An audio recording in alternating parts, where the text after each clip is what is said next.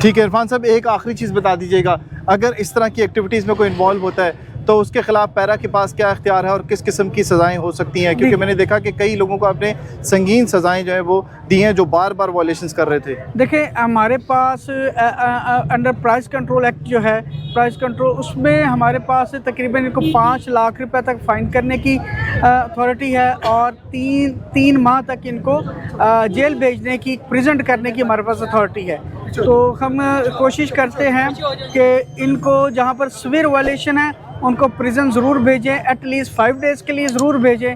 और ये अपना ऊपर हमें डीसी साहब से भी डायरेक्शन है कि प्राइस कंट्रोल के ऊपर किसी तरह का कोई कंप्रोमाइज़ नहीं करना, जहाँ पर भी कोई वायलेशन है उसको हमने सज़ा देनी ही देनी है। एसडीओ इरफान साहब हमारे साथ मौजूद थे, जिस पर इन्होंने बताया कि यहाँ पर अगर किसी किस्म की वायलेशन हुई तो उस पर आपको भारी जुर्माने भी हो सकते हैं और उसके बाद सजाएं भी हो सकती हैं। तो उस पर आज पैरा फोर्स, उसके अलावा सिविल डिफेंस और उसके बाद जो लोग प्राइस की जो करके वायलेशन या प्राइस वो साथ ही इस ऑपरेशन के अंदर और सख्त एक्शन लिया गया।